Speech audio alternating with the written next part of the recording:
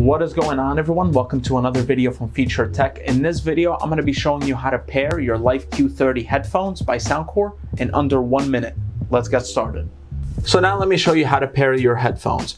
The first thing you're going to want to do is find the power button on the headphones itself, and then you're going to hold it down until you see that blue light right here flashing blue rapidly, and that means it's ready to be paired with your device. So we're gonna wait, and as you can see now it's flashing and it's ready to be paired with your device. Now, if you're unable to pair your headphones with your device, I recommend resetting it because there might be an issue or kind of a firmware bug. So this was my video on how to pair your Life Q30 headphones by Soundcore. Hope you guys enjoyed the video. If you did, make sure to like and subscribe. If you have any questions, leave them down below. Hope you have a great day. Take care.